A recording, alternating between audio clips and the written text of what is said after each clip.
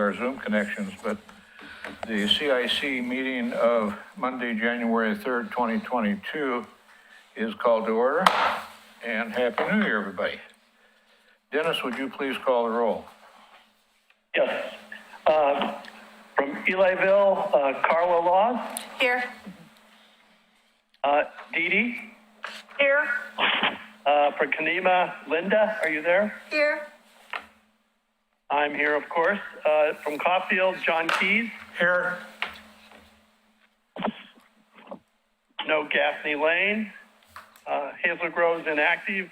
Hillendale, Sarah. I'm here. Great. Is Hunter here? Is Hunter? I don't think he is tonight, no. Okay. McLaughlin, Denise. I'm here. Yes, good. Park Place, Steve. Here. Good. And Bob, of course, is there. Nobody from Rivercrest. South End Road, Bonnie.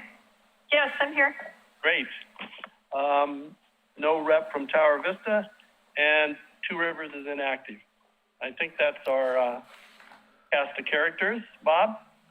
Okay, I think I got some information that Ray Atkinson has been selected by the Gaffney Lane to be the representative, but of course he hasn't been announced by the mayor yet. And also there's a question about Rivercrest.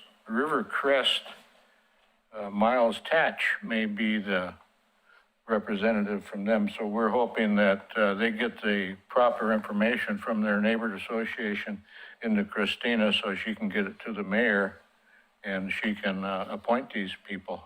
That'll be great. Yeah, and anybody that has not sent their representative's official notice to Christina yet, please do so, and the Park Place will be coming up with a meeting soon for ours. There was a question about, or a concern about possible lack of attendance for tonight's meeting, so we put off the elections until next month. Let's see. Are there any public comments tonight? No public comments, okay. And so we'll move right into the presentations. We'll start with Public Works and John Lewis. Good evening, Bob and everyone else.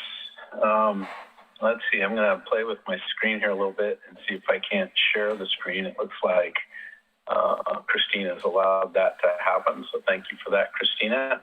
Everybody see the first slide? Yes. Okay, great. So, yeah, tonight, I think we do this 4 times a year. I forget how that's worked out, but in January, we're on the docket to give you a public works update. So happy to do that. I got a variety of topics to go through, so I better get started or I'm going to run out of time. So our agenda, there's a handful of transportation topics, some utility topics, and then I want to just talk about some various other programs that we oversee or are involved in that I think might be of interest to all of the neighborhoods. So we'll go through that as quickly as we can. I think we've got about 15 minutes. So the I-205 Widening and Seismic Improvement Project, just a reminder that during the recent legislative session, House Bill 3055 passed, providing $375 million in funding for the Phase 1 Abernathy Bridge project. And so Phase 1, it's an ODOT project. Everything to do with 205 is ODOT. So Phase 1 is currently out to bid and includes some improvements that I'll talk about here in a minute. And on the screen, it's shown in that bright green area. So while the I-205 project is a much bigger project, it really goes from just south of the 213 interchange to the Stafford Road interchange, or through the Stafford Road interchange. So that's the entirety of the project, but the Phase 1A is really the bright green section. And in that section, the intention is to do a widening and seismic retrofit of the Abernathy Bridge. On the Westland side, there will be new roundabout and closure of the Westland on-ramps to increase the safety getting on I-205, upgrades to the Highway 43 and I-205 southbound interchange, changes to Highway 43 and the Willamette Falls Drive. And then on our side, we'll be basically reconfiguring the on and off ramps. I would say reconfiguring, entails a little bit of change, not a lot of change. So pretty much the same kind of alignments that we have, just making the transition a little smoother, trying to fit that in to the same intersections that we have on 99E.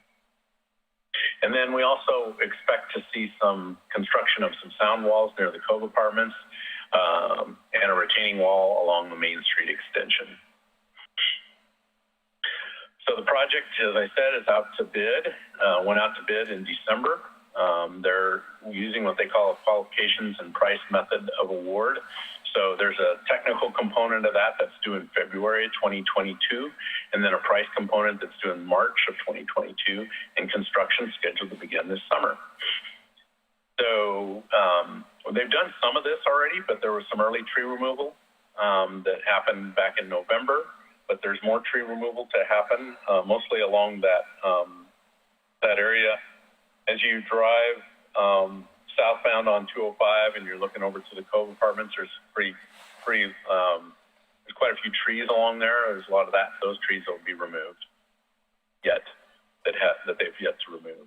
But they want to finish that by March, just to avoid impact to migratory bird nesting. So expect to see more of that soon. They'll also be hosting more open house in 2022. They haven't announced a specific date on that, but you can expect more. That will be more specific to the construction and some of the expectations that they anticipate for that project. Phase 1A, the construction is expected to start in July of 2022 and include 4 in-water work windows, which means a very lengthy project, right? They're expected to end that in 2025. And so it was kind of interesting. We gave them a permit. The city commission decided to give them a permission to do some night work, and that duration of that night work is about 4 years. So it's going to be a long project. The phase 1B through 1D, ODOT currently doesn't have construction funding, but they do have funding to do the design work, and there's a lot of work involved in that, a lot of bridge work, the widening, obviously. So more to come on that, and they expect the construction of those other phases to be funded with tolling. So ODOT is still very adamant about tolling. Phase 2, the design is also underway and does not currently have construction funding, but again, ODOT intends for construction funding to be provided by way of tolling. So the tolling discussion has a fair amount of process associated with it as well. I think most of you have been tracking that pretty closely. I-205 tolling is really the intention is to do what they call regional mobility pricing, which is shown in the dark blue area. The teal color, which is maybe pretty hard to see on the map, depending on where you're sitting, but that teal color is the I-205 section. So the staff, and when I say staff, I mean the ODOT staff, continue to follow this work, and we're participating as well, right? We're attending a variety of meetings to just kind of better understand some of the results and some of their thinking behind the I-205 tolling. So right now they're doing a lot of modeling, and we're reviewing a lot of those modeling results. They've updated their model, and they're refining their model to better understand the diversion impacts and what will be done to address them. So, in Oregon City, it'll be interesting. It's not like there's a lot of options. So we'll be following that real closely to figure out what that entails. But we'll we've also been following how they've been looking at income-based tolling rates and how those might be established, what transit and multimodal investments they'd be doing to support these alternative modes once the tolling is implemented. So really, some of their upcoming key decisions include the analysis of the impact in project investments, and we expect to see more of that in early 2022. I think that will be a public process. There'll be lots of opportunities for the CIC and others to comment on that. And while we don't anticipate a lot of big surprises, I think it'll be interesting to see what they come up with. So keep your finger on the pulse of I-205 tolling. I know that's been a big item of interest for the CIC in the past. So, and then, I think there's also a bigger discussion that's talking about the regional mobility pricing, because that would entail I-5 and all of 205 from really the Oregon-Washington border to the Boones Bridge in Wilsonville. So the Oregon City's kind of and I-205 project is intended to be the first phase. I think at the end of the day, I wouldn't be surprised if they implement all of the regional mobility pricing at the same time. That would help drastically with some of the concerns about diversion. So we'll see where that goes. Stay tuned. Some of you may remember in 2019, Clackamas County Board of Commissioners approved an ordinance setting a $30 per year countywide vehicle registration fee. This fee began in January of 2020, and 40% of those funds collected are distributed to the cities. So Oregon City gets a share of that, and each city has identified projects that will be completed or have been completed using their share of the vehicle registration fee. So if you're curious how Oregon City has been using it, I'll go ahead and share that with you. But we've worked hard to balance both the use of these funds to support both bicycle and pedestrian uses, as well as to address congestion management. Our first few projects focused on those walking, biking, and rolling kinds of projects. So moving forward, we'll still be focused on neighborhood concerns, but we'll also be working on a few city congestion management projects. What's been completed in 2021, we did a handful of the rectangular flashing beacons, some of which are operational now, others aren't, but Holcomb Boulevard, Park Place neighborhood got 2 new rapid flashing beacons at Front Avenue and Swan, and it's my understanding that those are both working. I actually haven't seen that myself, but I understand they are. So the idea would be those would provide safer pedestrian crossings at those 2 locations.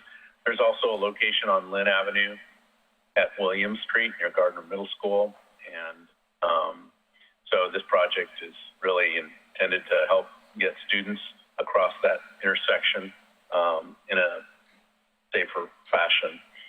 We also have a fair amount of sidewalk infill projects that we're leveraging both our pavement maintenance utility funds with, and so the city will be completing sidewalk infill adjacent to roadways being paved.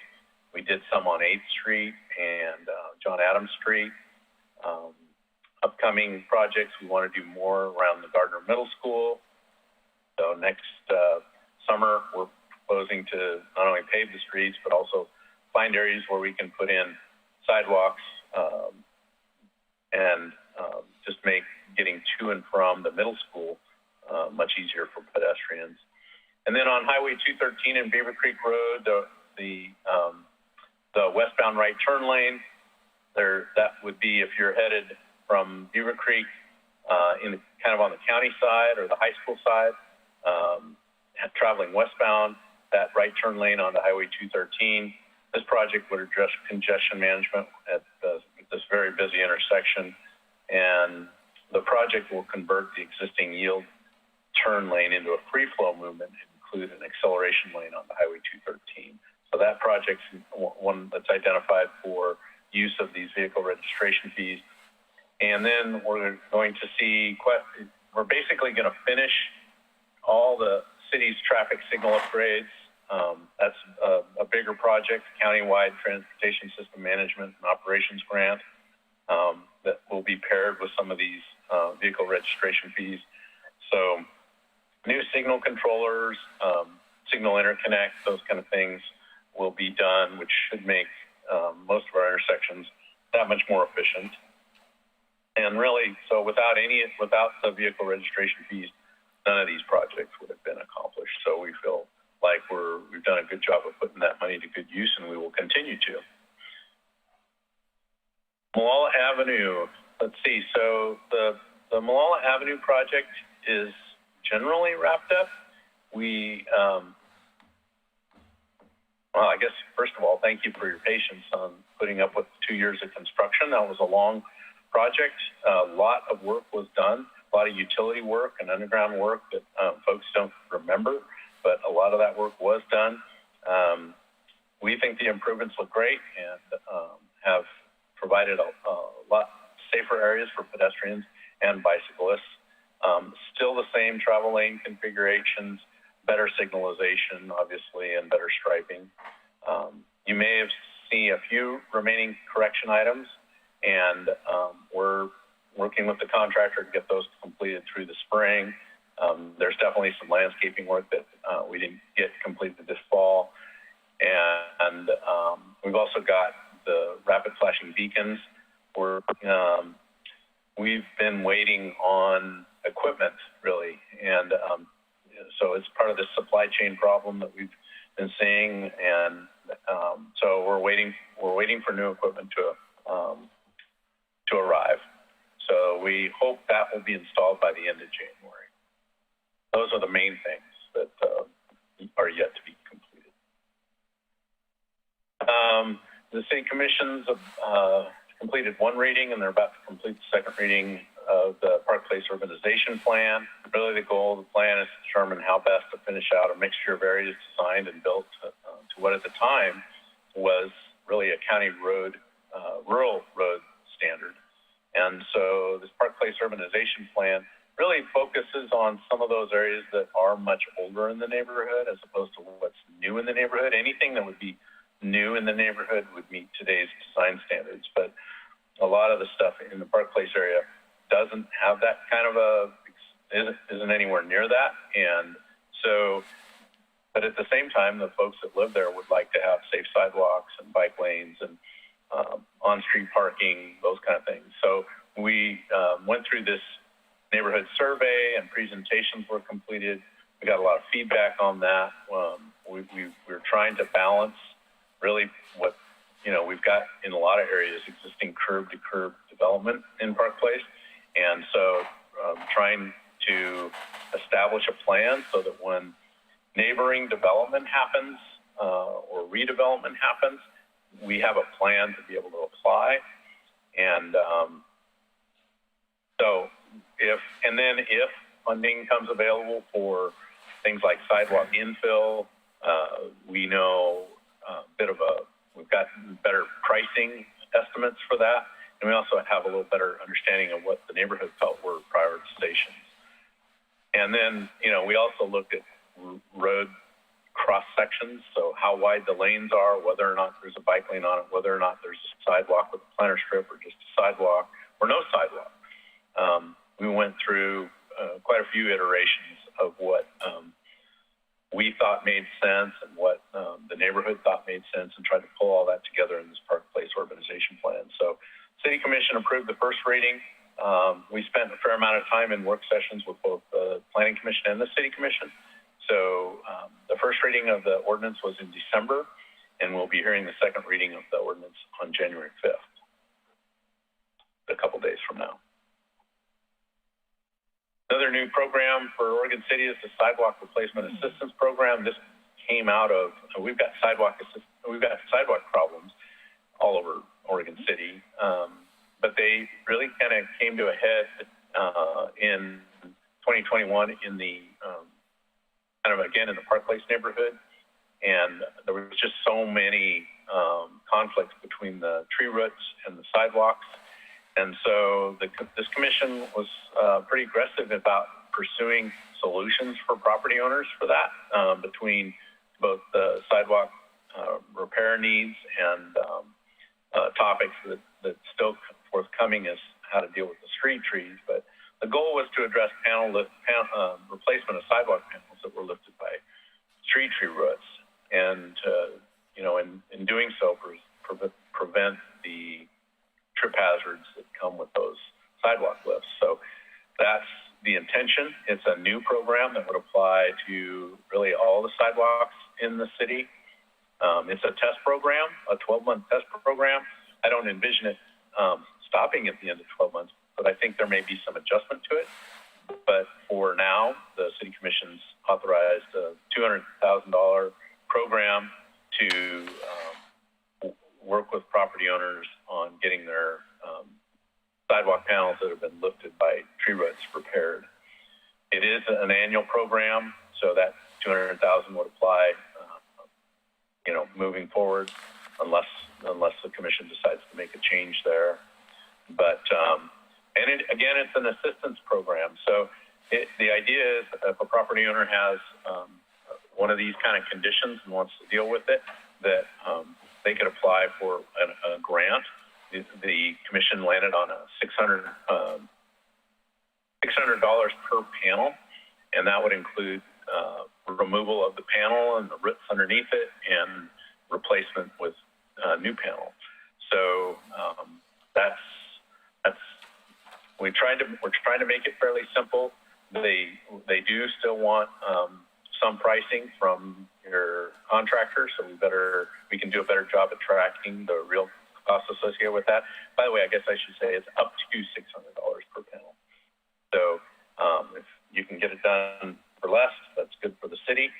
And the other thing, there is some look-back provisions in this that would require property owners who have already done the work, as long as they got a permit for it, you can share a copy of their permit and any documentation they have on the work that they did in terms of a quote, then they would be eligible for look back as well. And let's see, I think that's that's in a nutshell. This has also been in front of the commission several times, and we expect the Wednesday, the 5th, for the City Commission to make a final decision to adopt this program.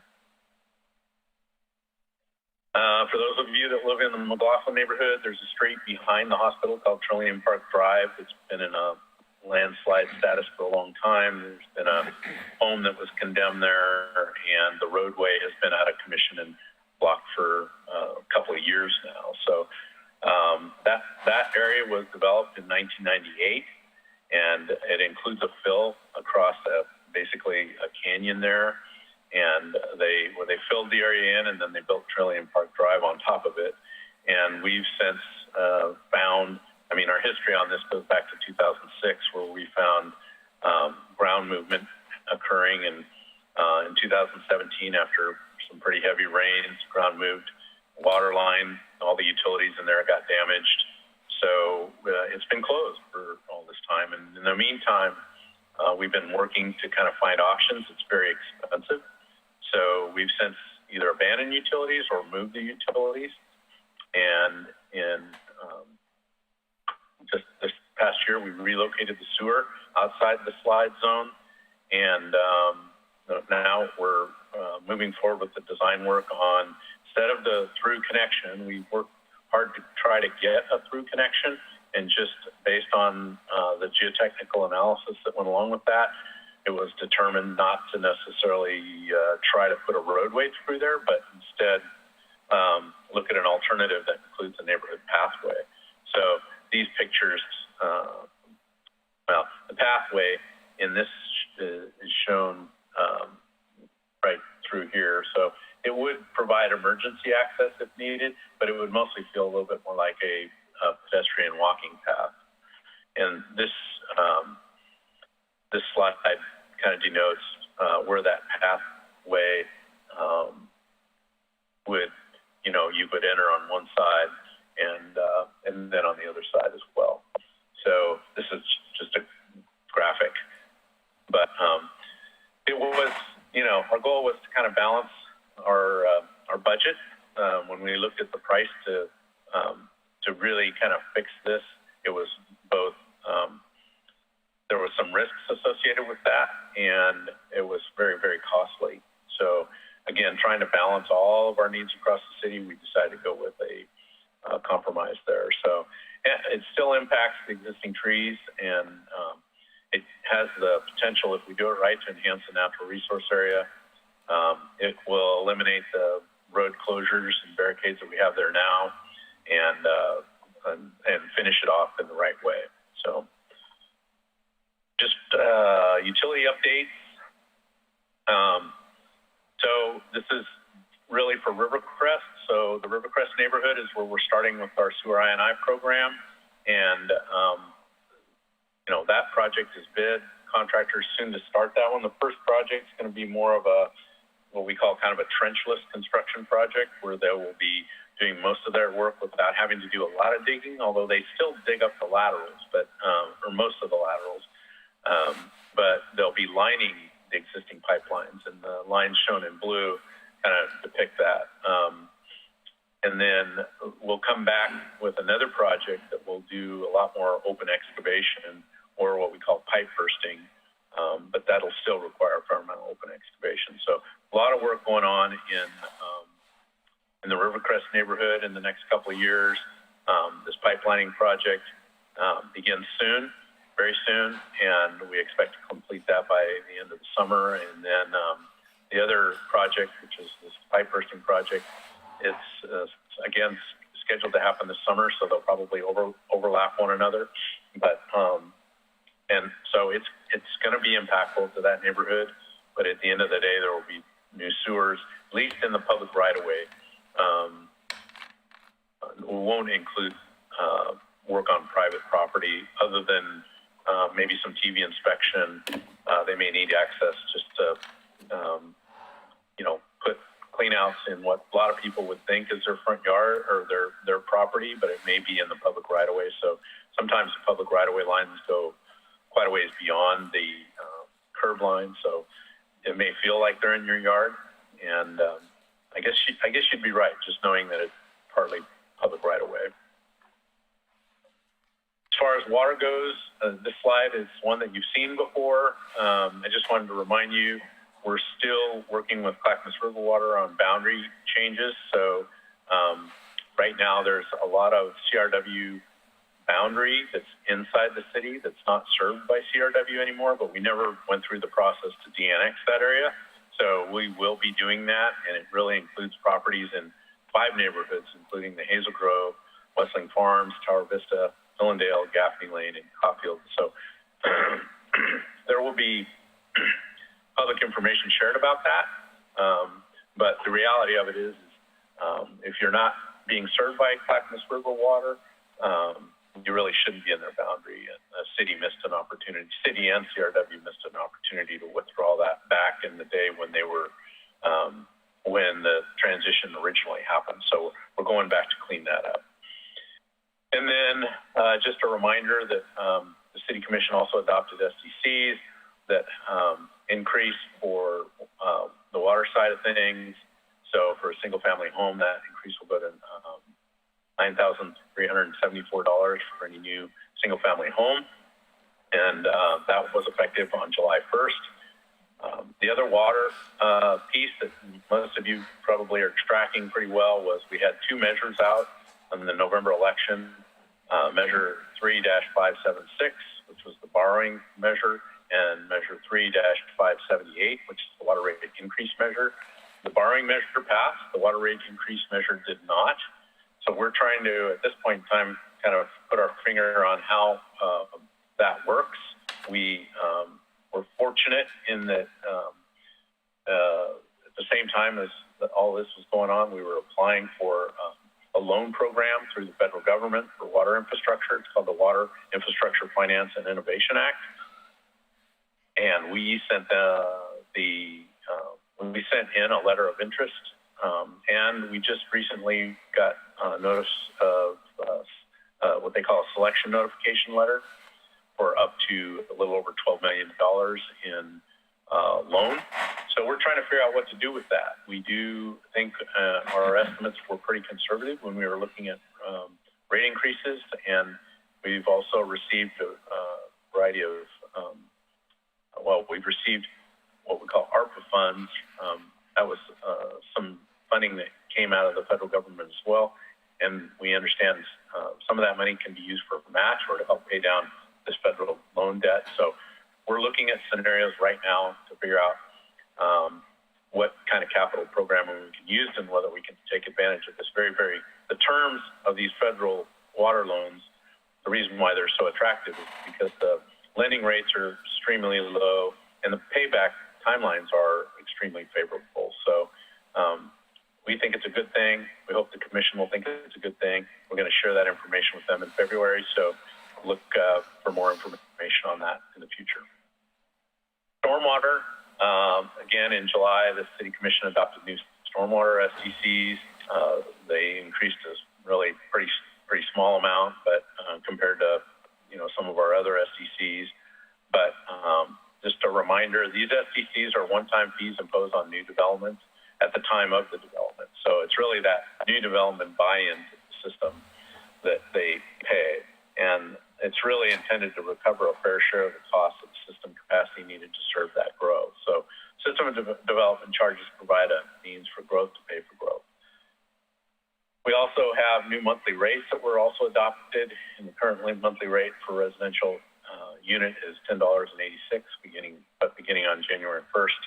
The new rate will increase 8% per year. So that was something that the City Commission adopted early in the 2020, maybe trying to remember when we adopted that. I think it was mid-year of 2021, but they deferred the increase until January. So just so folks knew about that. So this is old news, but I just wanted to remind folks about it. And that stormwater, we've really been struggling with stormwater capital. And it's really apparent on days like today when it's raining so hard how many of our old pipe systems need to be replaced. So that money will go straight towards capital and improvements towards existing failed systems, stormwater systems. Just a reminder, the Oregon City Shuttle began running in July. John? Yes, sir. Could you try to wrap it up here pretty soon? Yep. Thank you. Yep. Just a reminder that the Oregon City Shuttle is running and benefits from your ridership. So it's easy to find information on their schedule. So it's a deviated fixed route. It's free and it's weekdays only. Winter weather. It's easy to find information about the city's winter weather priority routes. You can just go to the city's website and search for winter weather response maps and they'll show up. So other than that, just know we've been trying to do the best job we can to keep you moving in these icy, snowy conditions. And then pretty excited to share with you that we've moved into our new engineering and operations complex. We're open. We plan to have an open house, so the public is invited to join us for a facility tour and ceremony and ribbon cutting on January 12th at 3:30. So the site tours will be given, and then the mayor is scheduled to speak, and I'll probably speak, and a couple others. So we are requiring RSVP just because of some of the COVID constraints, and we want to know how many folks are there. We'll have a couple of giveaways for, I think, the first 120 folks that register for that. So you can find that on the city's website under the city's calendar, and you can just go in there and RSVP. Pretty easy to do. I'm done. Questions for John? Carla? So I just wanted to mention, my daughter's learning how to drive. She's 17, and the new changes on Malala Avenue have been fantastic. I've even noticed more since I'm teaching her how to drive. The intersections where there's crosswalks that are a lot more clear to advocate for the pedestrian safety. So I really appreciate that very much. So I just wanted to let you know that. Second of all, I was going to ask, there was an article recently posted through Oregon City News, infrastructure plan pumps money into Oregon drinking water. Will that help us at all? Federal money that's coming in that will possibly help our issues with obviously wanting new pipes for drinking water? Definitely will. So yes, we're proposing a big chunk of that to go towards drinking water improvements. So yes. Great, thank you. Christina, I can't tell. I'm not still sharing it. You are. Can you unshare your screen? I'm trying to figure out how to do that right now. It's not. Should just be stop share. Any other questions for John? Well, but I have a couple, John. On that Highway 213 Beaver Creek Road, right turn change, when is the construction scheduled to start on that? well, we budgeted for it, the design work this budget, but I'm not sure we're going to get it done this budget. So, Christina, I can't, for whatever reason, I'm not getting to the icon to stop sharing, so you're going to have to steal it from me. I know, I'm trying. And another question is the Trillium Park path that you mentioned. Yes.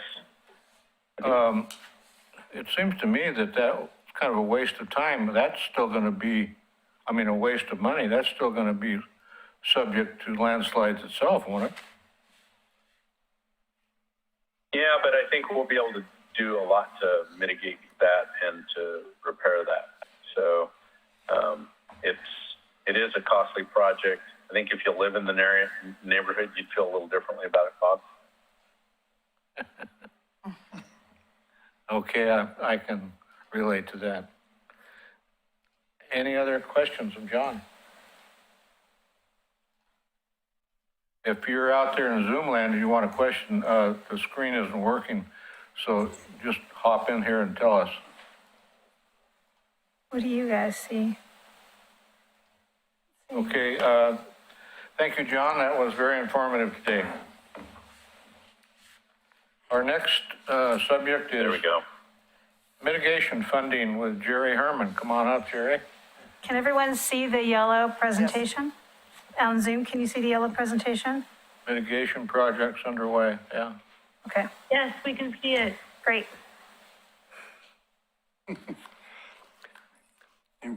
Christine, you'll help me turn the slides. Thank you very much. Absolutely. All right.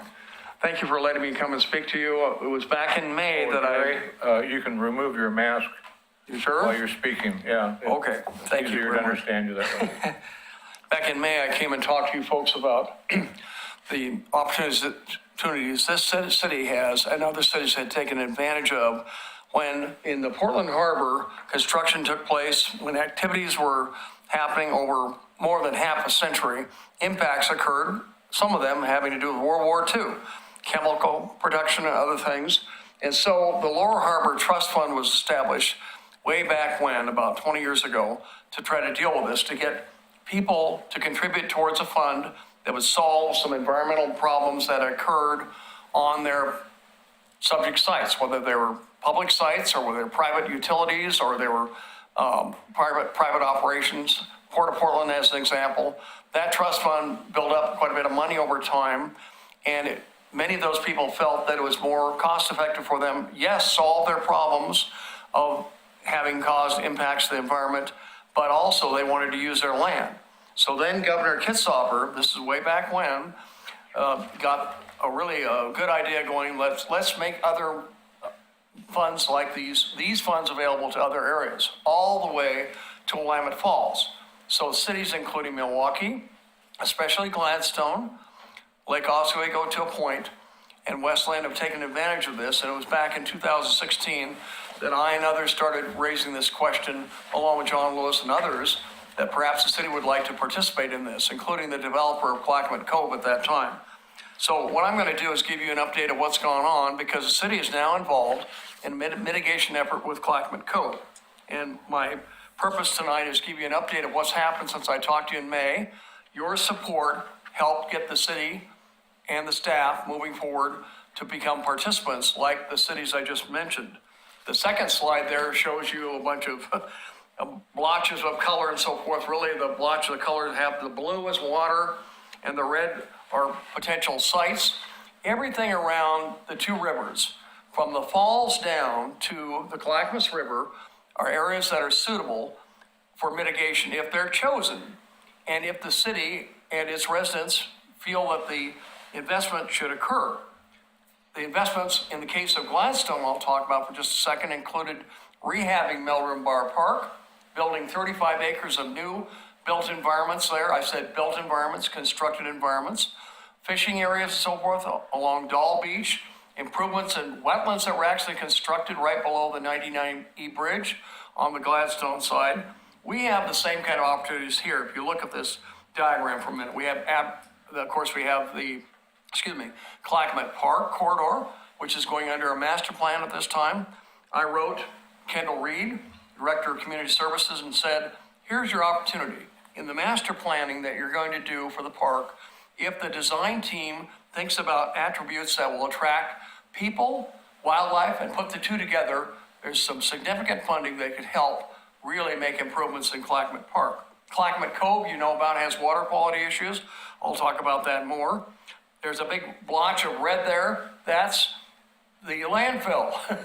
It used to be a part of Abernathy Green. Abernathy Green is a huge complex of 500 plus acres that historically served the incoming pioneers, and huge flocks of ducks, geese, waterfowl, deer, and elk used to congregate in a 500 acre area, which that is only about 80 acres in that diagram. Next slide. The North End District is what this area is called. I really call it an opportunity zone. Includes Clackamas Park, I mentioned that, Washington Street and adjoining surrounding lands, end of the Oregon Trail is such an area. Clackamas Cove, talked about that for a moment. Have you heard about Metro South Transfer Station? Yes, you've heard about it.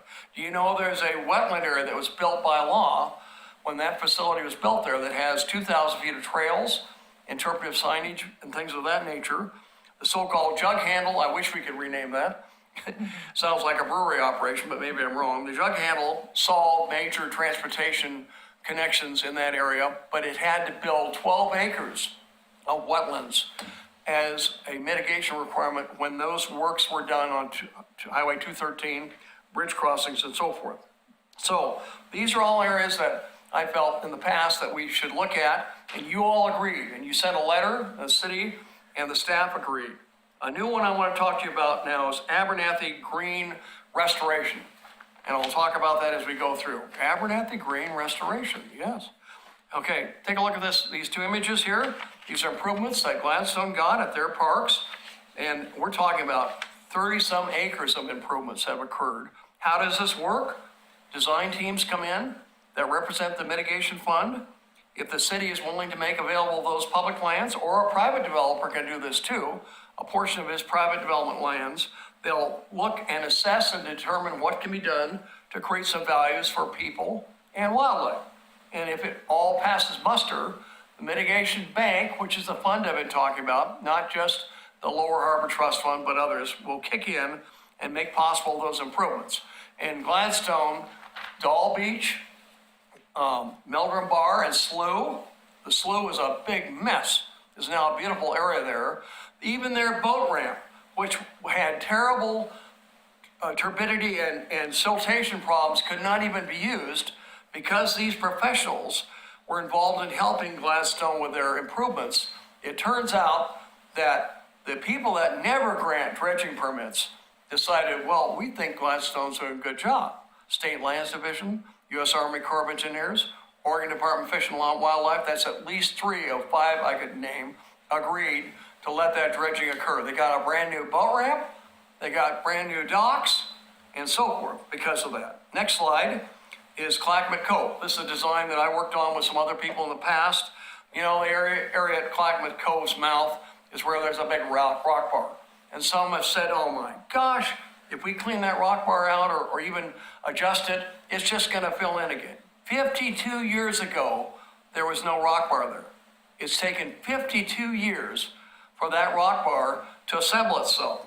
And I believe that the permit that was in place up until about a year ago, I think that permit the city was given to deal with the water movement in and out, either by tide or by river, can still be brought back, that permit back and reactivated. This is a part of a mitigation study right now that's underway, thanks to, in November, the city going ahead and approving at Administrator Conkle's request finally that the mitigation strategies start being looked at. You're gonna see changes in Clackamas Cove. What's the problem? Water quality. What's the reason? 2 landfills. 2 landfills and all the stormwater runoff of everything from Washington Street goes right on into Clackamas Cove. What landfills? The first landfill west of the Rockies ever, like our first city, was Rossman's 1 landfill, which is right along Agnes Avenue, which is basically paralleling Highway 205, a federal highway. That landfill goes down deeper than the river, 35 feet below the ground. It intercepts, obviously, the aquifer of the Clackamas. It was the first idea for testing, instead of burning garbage or dumping it in a canyon like Knoll Creek Canyon, which used to happen, how can we deal with it in another way? It worked so well, and I'm going to say it didn't work that well, but the idea was a nice idea that people got busy and built Rossman's landfill and impacted nearly 100 acres. Next slide. Next slide shows some things that another mayor downriver, I happen to think a lot of what they're doing down there in Milwaukee. They've got a lake that's a mess, Kellogg Lake. It doesn't move well. Its wetlands are not well established. It was never designed for wildlife purposes. They thought people could canoe and kayak, and they're kind of afraid to even go in there. It has algal problems and all that. Mayor Gamba and his commission all agreed in lockstep, we're gonna go after this mitigation funding. When I reported to you back in May what they were trying to do, they are now getting ready to remove a dam that's been there for about 30 years underneath the viaduct of Highway 99E. And then this body of water that you'll see will begin to look more like a flowing stream with, of course, adjoining wetlands and so forth. Mayor Gamba, to me, represents the kind of thinking that I think we need in our city here too. Around this new natural resource constructed environment feature, built environment feature will be condos, retail stores, restaurants and so forth. He's looking at it from the standpoint of ecology and economy. That's what they're doing. It's about 20 million that they hope to get. Let's talk about our landfill and habitat issues here at Rossman's landfill. In 2005 to 2012, a bunch of plantings and other things began to be put in. And I'll talk about that in a second. The next slide shows you, looking down on it, what the landfill kind of looks like, the configuration and so forth. It's the dark bounded area. Washington Street is adjoining it. On one side, 205, you can kind of see coming through there. And I pointed out some features there. Washington Street is one, Abernathy Street is another. And this is 80 acres roughly of land, but you know, the landfill extends clear across Highway 213. Over 150 acres were involved at one time of Abernathy Green's 500 historic acres were impacted by this landfill. This next slide shows you what people were doing back in 2005. Back in 2005 through 2012, Oregon City Cleanup and Enhancement got busy with community members, 3-year mayors, Ed Alec, John Williams, and at least 2 others I could think of, Dan Feller and others, and many community members went out and planted a lot of native plants there along Washington Street to create a buffer. And you can see 2 photographs that show you trees, shrubs, and ground covers, which create a continuous buffer for over 1,500 feet. This work was done also in conjunction with the Oregon City Junior ROTC and other major involvement of community groups and youth. And I was involved in leading a lot of that work down there, but one way or the other, Nancy Kreshower, your city engineer at that time, felt we've got a swale down there. I created some opportunities for aquatic plants and so forth. Is there a way we could do something? And we got busy and we did it. That next slide shows you the waterway. And that waterway, as you can see, it does have water. That's not exactly a ditch. That's a bioswale. That was its purpose. There we go. The bioswale, and you can see Washington Street in the background. Now, There are some concerns about with the landfill development, Summit development being involved, and we know that you've met those folks. I'm very impressed with them, only to tell you that they're addressing everything from an environmental perspective and trying to figure out a way to make it work economically. All right, their involvement with the landfill is to create an entire cap over the landfill of a geotextile, rubber and everything else. They're gonna cover close to 80 acres with a geotextile, synthetic material, very thick, then 20 to 30 feet of fill on top of that. And in that, they're gonna build an entire water collection system. My reason for telling you this is that landfill, every time the rains come down like they have the last 2 days, water percolates through the so-called cap, which is clay. Well, I don't care how good clay is. Clay isn't as good as a plastic or synthetic cover.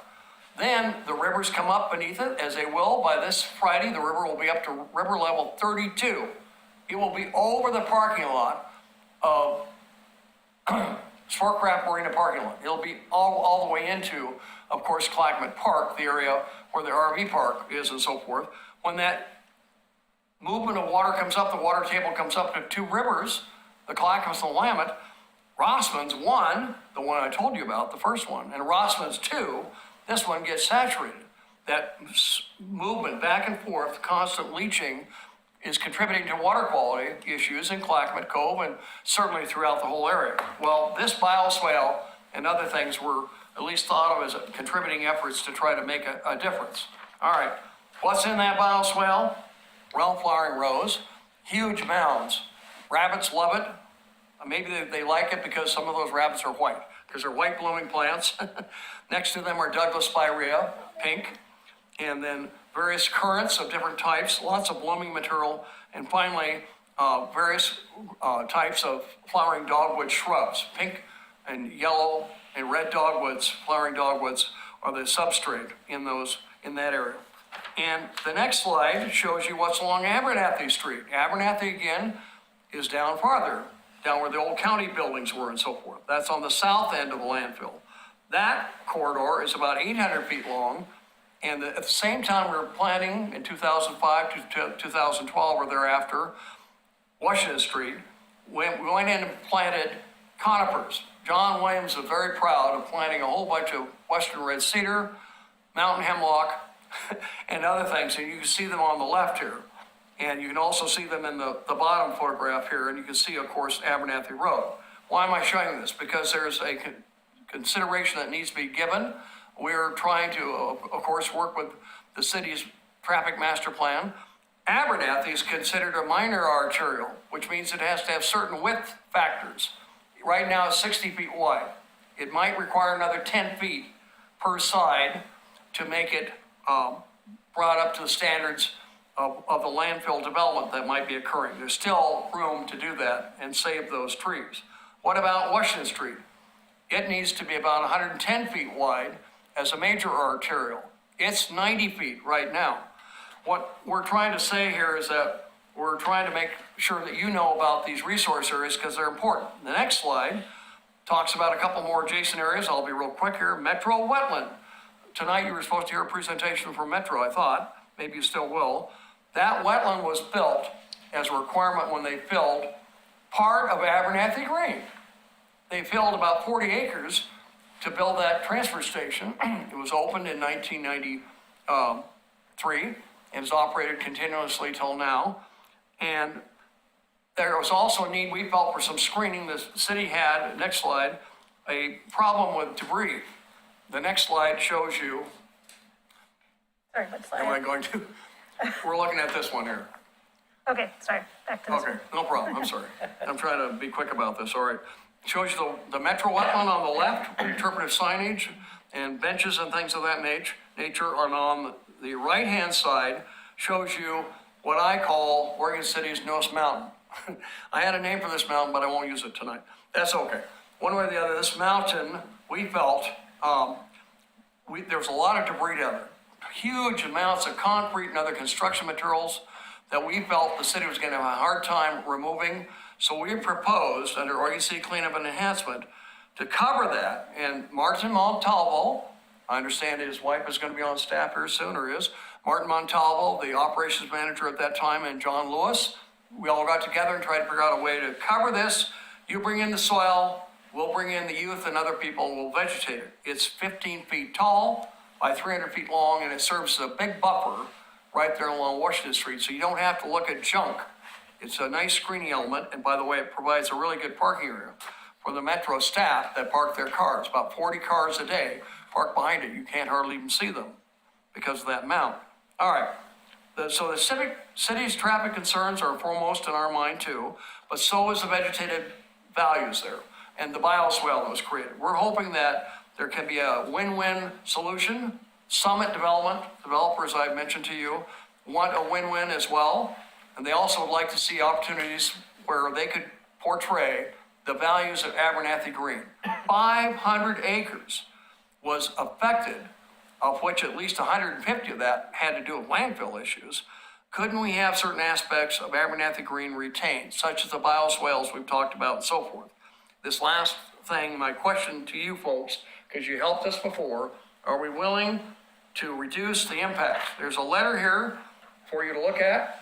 This letter describes the other enhancement projects that have occurred because of mitigation being something that others would adopt in their cities. Milwaukee, Oregon City, Gladstone, Westland, Lake Oswego. Oregon City is now in the queue to receive some assistance. We talk about that in this letter. We also talk about what we would like to see the city embrace an idea of a win-win here, where the environment and the economy would have a chance, and the traffic issues to work together in a resolution at the new landfill development, which is a part of Abernathy Green. I'm asking your committee to consider adopting this letter tonight, or some version of it, and sending it on to the commission like you did back in May. That was one of the reasons, along with the Park Recreation Advisory Committee, Natural Resource Committee, I went to a lot of different groups, that they felt the mitigation thing needed to get in established here in this city. So that's my request for you folks to consider that tonight. If you have any questions, I'd be glad to answer them.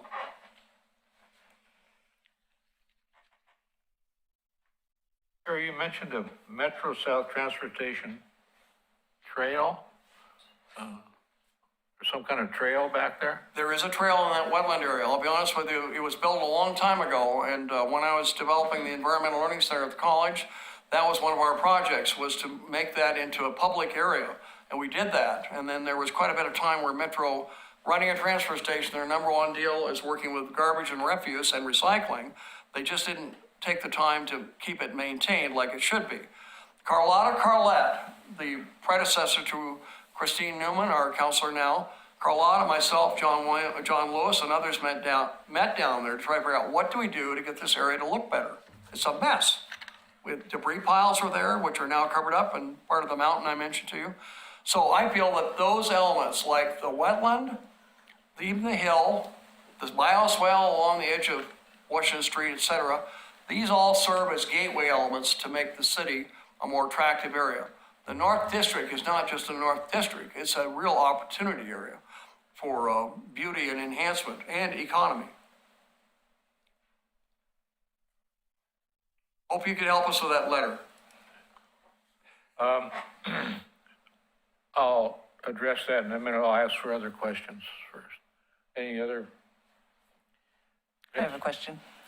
I did not hear, or maybe you said about the Oregon City boat ramp, which is kind of gone away. Is there going to be any plan of funds coming from this, any way to rebuild that? Or is that on a? I'm sorry, I didn't hear the question. Bob, can you repeat that question? Go ahead, Linda. I was inquiring about the Oregon City boat ramp that is now dysfunctional. Is there any funds or any talk up here? Did I miss that, or? Well, I don't know the answer, but I know the process. The boat ramp built at Clackamas Park is at 90 degrees to the current. That river tomorrow is going to be running at 30,000 cubic feet per second. How do I know that? I checked with the River Service. At that boat ramp, when it was put in 15 years ago, and its docks faced 30,000 cubic feet per second coming by at 12 miles an hour or more, it would have been wiped out, and it was. twice now, that boat ramp, because of its positioning. It was the Marine Board's choice, is in the wrong spot. And it's being undermined, and huge cavities have developed beneath the existing panels. Frankly, it's dangerous. It needs to be relocated or simply done away with. We have 2 boat ramps. Gladstone has 1. West Lynn has 1 below the falls and 1 above the falls. So I'm kind of wondering in my mind, do we really need that ramp there? That ramp location could be a great staging area for passive recreation, kayaking, canoeing, things like that. Not during floods, but during normal flows, it'd be a great area. Plus the infrastructure of parking is all there. There's quite a debate about the Marine Board would like to move it down about 350 feet farther closer to the mouth, which would get it out of part of the high velocity section, but not all. So in order to do that, they'd have to run an entire road network through the park, additional road network, to let people move from their parking area to the launch area, and then go through the park again and circulate back to park again. I mean, I really think the considerations for that location, it's just not a good location. That's going to be my answer. Okay. So, John? Yeah, I read things that on the boat ramp under the freeway, 205 freeway, that might be taken away because of all the construction with the bridge. So that'll leave us without a boat ramp unless we can do something different. I think that might be what she was talking about. right. But Well, I'm glad eliminating you asked that boat ramp. question. I was actually on a Zoom call with the highway engineer about a week ago, was another person with me, asking about, can we still be able to use John Storm Park dock for tourism purposes? And by the way, what's the disposition about the boat launch at Sportcraft Marina or Sportcraft Landing? And his comments were, we're not going to impose that launch go away. We're going to probably have to restrict a couple times during launch periods if we're doing construction, but he was very, very direct, the engineer in charge. We can't disturb commerce on the river by federal law. We have to allow the launch, retrieval, and navigation of vessels on the river. Then he went on to say that in terms of John Storm Park dock, that's 400 feet below the bridge construction area. We're not going to affect that either. So I hope I answered your question. Yeah, you did. I just read things in the paper. They're talking about there's a battle over that. And I use that boat ramp all the time. That's why I was curious. Right. I would like to see both boat ramps function, but the one on the Clackamas is really in a bad position. Yes, definitely. Thank you for letting me speak to you. In regard to the letter, Jerry, I'm not prepared to present that this evening. I want to go over some details of it. Certainly. Make it more clear, Certainly. and then I'll bring it back. That'd be For fine. Your support back in May made a difference to finally get the city involved in mitigation. I just want you to know that. So Yeah, thank you. and I want to be sure we get this letter cleaned up and more understandable to present to the rest of you. Okay? All right, thank you so much. Thank you, Jerry. Okay, our next presentation is the proposed construction at Metro South Transfer Station with Nancy Strening. Welcome, Nancy. Good evening. Thank you so much. I appreciate you giving me some time. Is it possible for me to share my screen? You should be able to share your screen. All right. Let's find one.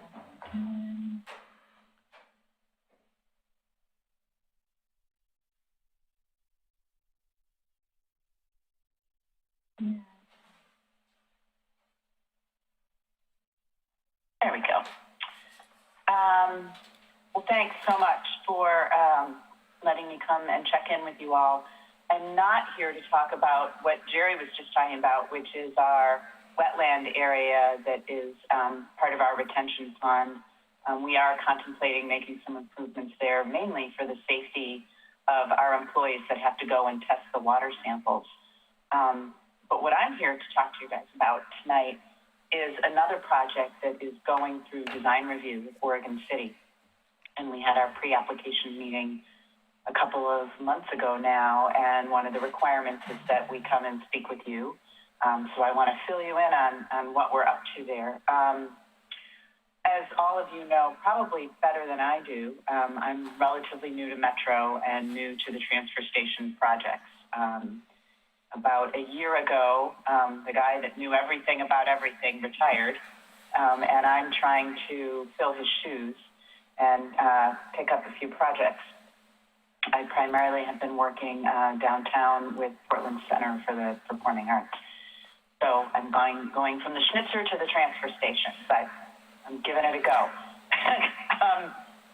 So what we're learning as the transfer station has evolved, and we're just getting busier and busier and busier, very limited space, very challenging site. We really do not have space for our employees. Our folks that have been working this whole time and hearing about everyone else working from home, and they're making a bunch of improvements to where I call an office downtown. But there really isn't anywhere on that site for folks to eat lunch, for managers to meet with employees, for employees to meet for meetings. And this became apparent a couple of years ago, and the path that the folks then started down was, well, we should build an administration building. And so that was kind of the solution that was pursued, and there was a pre-application meeting for that, and that was going to go through a land use process. Not a lot of space, and the site is weird, so the idea then, the first proposal was to actually build a building that would sort of cut into the hill where the truck wash is. And when we really started looking at what that was going to take environmentally, and when we looked at the cost estimate, we realized that that might not have been our best way forward. So looking at that truck wash site, which is already paved and it's already flat, we also know that our haulers have some other options for getting the trucks washed, and that we have some runoff challenges with stormwater management there anyway. So that site is not really optimally the best place in the world for a truck wash. But it is somewhere that we could perch some modular buildings that could be offices and conference rooms and lunchrooms. And so we started looking at that area and proposed modular offices. So they couldn't drive away, but you could lift them with a crane. So modular buildings that are pre-permitted that can sit on that site. We have engineers and surveyors taking a look at what that would take. And the scope of work for the project is we would remove the existing truck wash building and its associated structure. There's an existing concrete retaining wall there that we would need to protect. We're thinking about 750 square foot modular buildings, which would then allow us to fit a few employee or service vehicles in a parking lot there. Really construct some more thoughtful pedestrian pathways from the parking lot to the building. As Mr. Herman mentioned earlier, a lot of our employees park down the road in that gravel lot, and so for them to come up the sidewalk along Washington and get to these buildings, we want to make sure that it's safe. I don't know if anyone's ever spent any time on that site. Hopefully, if you have, you haven't left your car. But when you're not in a car and you're having to walk from point A to point B on that site, we really think we've got some opportunities, if nothing else than just better striping on the pavement, to kind of make navigating that site a little more safe for our employees. This is not for the public at all. The public never should be on site walking around. So this is an internal thing. The engineers thought that although there is a line that will connect us to get us to that retention pond, we want to make this our own little self-contained site so that we can manage our stormwater there. And so we've got an idea for a rain garden that would go there. Of course, these modular units, one would have a restroom, one would have a kitchenette, so we need sanitary sewer and domestic water utilities on the site as well. So this is we're kind of optimizing this area. This is the area where the truck wash is. You can see the photo of that building. and there's a tank. So it's all paved right now, so we're not increasing any impervious paved areas on the site. We're not changing any elevations. We're not doing significant excavation. These modular buildings will sit up on little knee walls, so we'd really be able to optimize that area and minimize disruption to the entire site, because this will be self-contained. You'll see, let me see if I can, I don't know if I can blow this up for you, but this is where, can everyone follow my cursor? Where I'm kind of bouncing around. So these would be the two buildings. This is all landscaped area behind, and this would be the rain garden. We'd be able to accommodate some parking. We'd also create this walk that would go to this area from Washington. This striping represents across the driveway. This is where after trucks have gone in and dumped in the building, this is where they drive out. So we've spoken with Oregon City. We did our pre-app meeting. We've gotten comments back from them about how to arrange this parking and what they would require us to do. But we really feel like this helps solve our problem of creating a space for our employees. Some of them have to eat lunch in their car. It just is, that's not right. So we're hoping this will help. And then the thought that we had which is really more aligned with our mission anyway, is a repurposed shipping container that is a pre-permitted assembly. It's got sustainably sourced and built materials on the inside. As our basis of design, we are looking at relevant buildings, which you can almost see their facility from the transfer station. Again, minimizing carbon footprint by not having lots of travel or bringing anything in from out of state. Public procurement rules and regulations kind of don't allow us to just pick someone, but the basis of design we are looking for in our bid documents, we will expect that all these points are met. And that way we're able to, it aligns with our mission of trying to provide equitable services for all of our employees. So this is what we're looking to do, and just wanted to share that with you. We are hoping to be able to go back. We had our pre-application meeting, so we have to resubmit that package. And the engineers are close. We had a survey out, and we're doing some stormwater management calculations, but we think we can turn our package back in the next couple of weeks. The city has, I think it's 120 days to take a look and comment and get back to us. We sort of want to roll the dice and go ahead and put the procurement package out and get out to bid and get the contractor on board while that is happening, so that we would be able to do this work next summer and early next fall. We have to take down the truck wash. We have to provide the sanitary and storm and utilities. And then obviously whoever is going to manufacture these modular units has to put them together and then bring them over. So that's what we're thinking. And I am happy to take any questions. John, you have a question? Yeah, a while back, there was talk that they were going to move this whole facility somewhere.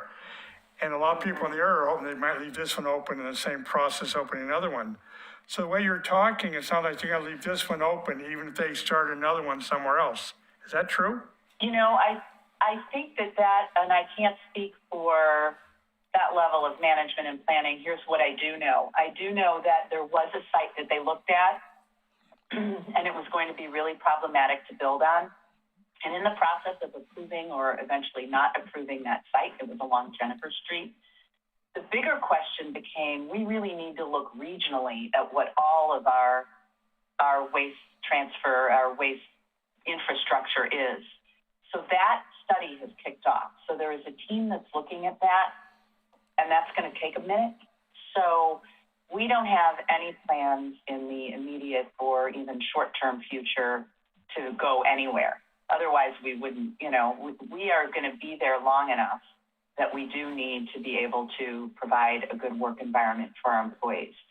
So right now there is a process, and I think they're looking to be finished wrapped up with that study by summer 23. So there's a group that is looking at what does it really mean? Do we need one more giant transfer station? Or to your point, do we keep this one open and build something somewhere else? So before we go and try and do something, you know, they're just trying to look regionally at the whole thing. So I don't know if that answers your question, but. Well, we would like to have you stay here because you pay us money. I figured. Well, I don't think that, realistically, if we found the perfect site for a new station tomorrow, it would be 5 to 10 years before that station would be up and running. So certainly, we're not going to, we really don't want to wait any longer to at least make this one small improvement for our folks. Denise, you had a question? Hi, Nancy. Where will the trucks be washed? So a lot of our larger haulers have truck washing facilities at their plants. And so I think the larger truck companies can do it back where they, where the trucks originate. And I think the hope is that some of the smaller haulers are able to utilize the facilities of these larger haulers to get their trucks washed. Thank you. Any Zoom questions out there? Dee Dee had her hand up, but it went away. I think it's the same question as Okay. John. Yeah. John had the same question. I'll jump in on that. Go ahead, Dee Dee. I'll jump in on it. Mine was with the containers. I'm so sorry. There was some stuff going on in the background. I kind of missed some of the reasoning with the container housing. Other than that it's equitable and it's pricey. How visual will those be? The only reason is I was a huge advocate for container housing because I've seen such cool container buildings made until it came up in Berkeley Hills and I saw 4 of them stuck in over by the Berkeley Hills veterinarian and I went, Are they bad? yeah, that was awful. And the price of them was stupid. So that is my only thing. Is this going to be visible? Is this going to be able so you can pick it up and move it away? It is possible to pick them up and move them away. What intrigues us about this in general is, and the particular company that we're looking at, is there are a lot of options. And so it starts as a base model, but we have the opportunity, if we want to put PV panels and make the whole thing a net zero system, we can customize what the siding might look like or, put some design elements. And I'm sure our friends at Oregon City will encourage us to do that as well. Well, that's what I'm afraid of, is that maybe they will not have any say in it because our code will not let us have say in it. There's 4 examples on that one lot of these buildings, from raw structure going in to one looking, they can be done extremely Frank Lloyd Wright, or they can just look like railroad cars stacked up, rolled up next to each other, and I'll leave it at that. Yeah. I will just tell you that I share your concern. My formal education and training is as an architect, and so not on my watch. We will do everything we can to make sure that these things are okay to look at as well. I know we have those options. Anybody else? Okay, well, thank you, Nancy. That was a very interesting presentation, and we'll look forward to progress on that. Thank you. I appreciate and if you need to ask any further questions, I know Bob has my email, and I'm happy to take any questions. If you think of something next week, just go ahead and send me a note. Thank you. Our next subject up is staff liaison updates. Yeah, thank you. Hold on, let me, 1 second. There we go. So thank you, Bob. I want to introduce who's online tonight, Theresa Montalvo, our new planning manager for Oregon City. We're really excited. She started working in our office in early December. As you recall, Pete Walter, who was a planner in Oregon City, left in early June. And there was a discussion that the community development director really had a lot of responsibilities for one job. So we pulled apart some of the responsibilities of the community development director into a planning manager, but it's a working planning manager. So if you think about a little bit of Pete and a little bit of Laura equals Theresa. That's a way to think about it. So Teresa's here. If you want to introduce yourself, Theresa, and say a little words. I'll see if I can get you on the screen. Thanks, Christina. Good evening, and thanks for having me tonight. I come to you most recently from the city of Portland. I was the land use supervisor for the Bureau of Transportation. Been in Oregon about 9 years, and real excited to be here now in Oregon City. I'm just spending the last 3 weeks just really trying to get up to speed on all things related to the city and kind of coming in and out of all these different boards and committees and just trying to get a feel for how you operate and just trying to be a sponge. As Christina said, I'm kind of a hybrid between Pete and Laura, and there's lots to learn, but I'm real happy to be here. So thank you. Well, Theresa, this is Bob LaSalle, and I'd like you to pass on a hello to Martin. I will do that. I was on the transportation committee with him for a number of years.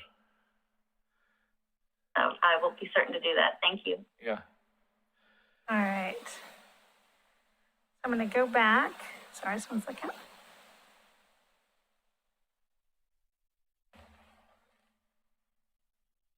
Okay. Where's that back on? Let me go back to... All right, there we go. So there's really two main pieces of updates I wanted to give the CIC. House Bill 2001, Housing Code updates. Many of you may have received an email from me about a week and a half ago. We have a second survey up for the Housing Code updates. We've been working on a code audit, which looks at the requirement that the state brought forth 2 years ago about providing more options for middle housing like duplexes, triplexes, and fourplexes and single-family homes. We have a consultant team that's been helping us, and sometimes changing your code for state standards is one little red line, and sometimes it's a thread that goes through your whole code and you pull on it, and you start looking at all these other chapters. So we're putting together, I don't know, probably a 25-page matrix of how the different changes may touch all of our code. But embedded in that is probably about 5 or 6 policy questions we're sending out to citizens, and as we move forward to the City Commission and Planning Commission, where there's a little flexibility in the state requirements. And so we're asking policy questions within those sideboards. So if you have not taken the survey, please do. If you have a chance, please share it with your neighborhood association contacts. I'll send a follow-up email probably within a week. The survey ends January 15th. And then I will most likely be going to the CIC maybe either in February or March to present the formal presentation when we learn what we've heard from the surveys, our stakeholder groups, and our initial recommendation of what the code audits are. The code amendments will be, hearings for this will happen March through May. Unlike a lot of Oregon City's legislative processes, we have a looming deadline of June 30th, 2022. But actually, that means we have to have our second reading by the end of May, unless we want to do an emergency reading for less than 30 days. So it needs to be fully adopted by June 30th, 2022. So I'll be working with the Planning Commission, City Commission. If you have any questions, feel free to talk to me, call me up, and I'll just lay out where we have flexibility and where we don't have flexibility. The second piece was to reiterate from Bob LaSalle, the CIC positions. Make sure that you forward that to either myself or Jacob Wiley in our city recorder's office to get those appointed by the mayor so we can have elections of the CIC at the next February meeting. If you need any help or can't remember who you need to send it to me and I'll get it to the right place. And then the rest of the Liaison report is the normal neighborhood association update for the postcard budget and how to prepare postcards. And as always, make sure to sign up for a monthly e-newsletter and forward it on to your contacts or encourage your neighborhood members to sign up. That's a great little one-stop shop email you can get at the beginning of every month. It kind of lets you know what's going on in the city. So I'm available if anybody has any questions. Yeah, you're doing the postcards now. We haven't done them for a while. We're gonna do one this month and see it works. You need the information 2.5 weeks before the meeting, 3 weeks. What do you prefer? I can't remember it, but if you click on that link of number 3, how to prepare postcards, it'll lay it out for you. And within 24 hours, I will get it reviewed and sent to Buell's. Okay, yeah, 'cause I have it all set up. I just didn't know how much time you needed. Thank you. Carla? Just for your information, when we have a steering, which is, the second Tuesday, we'll try to get information to her within that week after, and then it takes up to 2.5, 3 weeks, the old way it was done before. So Yeah. just within a week after your steering. Okay, yeah, because we have it all worked out what's gonna happen. I'll just get it submitted early and it doesn't matter. Okay. Thank you. Thank you. You're welcome. Any other questions? Okay, thank you, Christina. Okay, we will go into the roundtable. I'll start with me.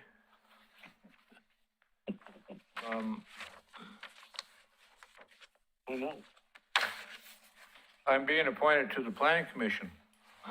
I'm pleased to say about that. I'll be sworn in Wednesday evening.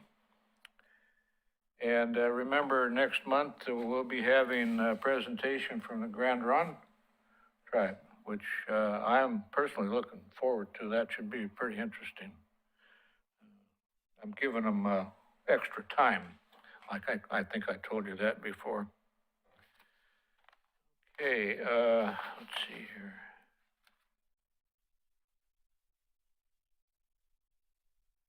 Okay, the rest of the roundtable, let's begin with Elyville. Carla. Yes, we had our steering, and this next week we have our general meeting, which we have Metro coming in terms of Newell Creek Park. Our steering recommended us to just continue our board just because we're kind of concerned about who can attend.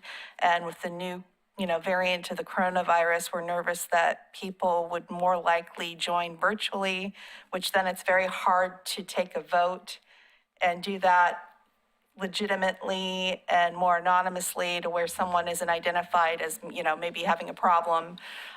So we're going to recommend that, but we're going to also keep it open for people to give feedback or show interest if they are in terms of having a position in the future. We're going to talk about potential meeting in the future, about possibly meeting at the farmers market as a neighborhood association or do a gathering there. And then our name change was official by the city commission in December. And so we're looking at doing a sticker in terms of acknowledging our neighborhood name, our new neighborhood name, Restoration. And we're looking at avenues to go about doing that and trying to involve maybe our youth in terms of creative project, maybe a motivation with a gift card. We're brainstorming those things at our next meeting. So yeah, that's it. Dee Dee, do you have anything to add?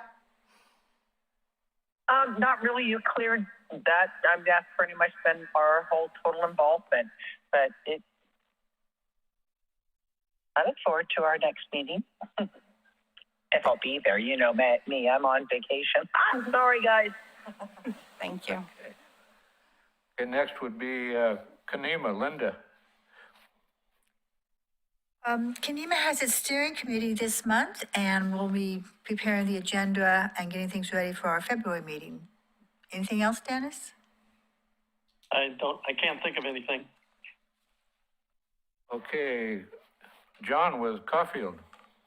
Santa Claus still likes my money. He had a good time on me. we're gonna have a meeting then this month. We got things set up and we send postcards out and try to do a Zoom meeting with it and see if we get a better result. You know, because again, with the virus, I've asked people and I'm not getting any result that they want to meet in person. So we're just kind of playing Zoom for a while and see what happens. So we get a better result with the postcards this month. Okay, best of luck. Let's see, Hillendale, Sarah.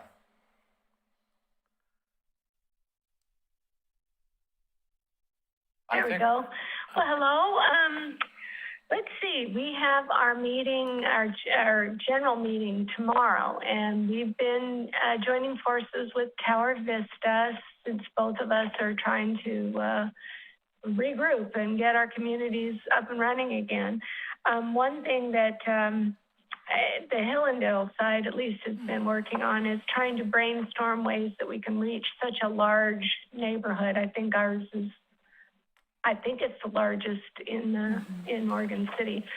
And we've decided we're going to take a ride as the leadership and tour the boundaries to try to get a handle on exactly where this section of town is, so that we know where we can see our neighbors, because we're a big neighborhood. Yeah, I don't really have anything to report. We've got our little cards that were sent out. It's going to be a Zoom meeting. We haven't tried a in-person meeting yet because COVID. So I think that's about it. Hey, Hunter, did you have anything to? I don't think Hunter's here. Oh, okay. Not here. Oh, that's right, he isn't here, okay. McLaughlin, Denise. We are meeting this Thursday for our general meeting on Zoom. And our steering committee was last month. We are also planning on keeping the same board for the same reasons. That's about it. Don't really have anything much to report. Park Place, Steve. We have our steering committee meeting this month, and we will appoint our new representatives for CIC, and we will have to elect a new land use chair with Bob taking a new role with the city. So other than that, it will be a Zoom meeting, and we will have our February general meeting, and that also will be Zoom. So probably Omicron is winning. Nothing else to report. We haven't had a meeting in December, so I think we're okay. Okay, South End, Bonnie. Well, as you're probably aware, we're very inactive. I've just been kind of listening for South End as a neighborhood association. I would love to see it get going again, but right now it's inactive, I'm afraid. Okay, Commissioner Marl. Yeah, thank you, Chair LaSalle, and again, congratulations on your appointment. I was very excited to hear about that. So a few of the things I was going to talk about were already covered by Director Lewis, those being the Park Place Urbanization Plan. The first reading occurred, and I believe we have our second one coming up on Wednesday at our regular meeting, and then the Sidewalk Replacement Program, which is also coming to us on Wednesday. The other two big things I wanted to touch on was we just adopted our housing needs analysis. They came and gave a presentation a while back to the CIC, and then we had several meetings dedicated to learning more about the housing needs analysis and how we're going to plan for increased need in housing and development moving forward. And so we have that.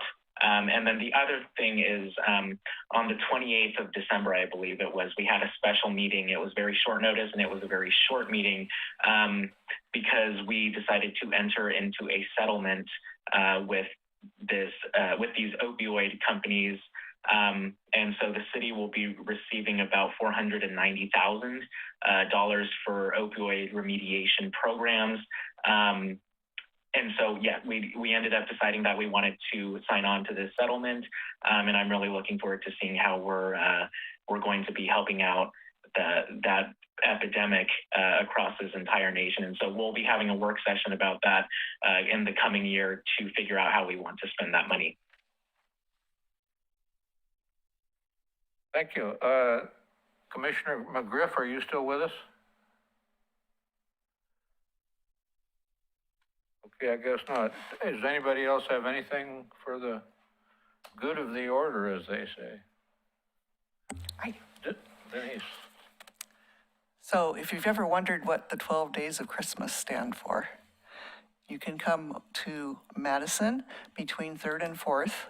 Actually, you have to start on 3rd Street, and you can see there's a display. Oh. What day, now? Right now, yeah. Oh, okay. We're on the 10th day today, so you have a couple more days. All right, thanks. That should be interesting. 9 lords leaping. Anything else from anybody? You will be missed. We will miss you. Oh, well, I'm gonna be. I know, but we'll miss you. I'm staying on the CIC. Okay. Yeah, they asked me during my interviews if I'd have to leave any of the committees I'm on, and I told them the one I want to stay on is the CIC because I think we're accomplishing some things with this committee, so. We'll have to see if I get reelected, yeah. Which will happen next month. Are you looking for the job, Steve? Okay, this meeting is adjourned. Thank you.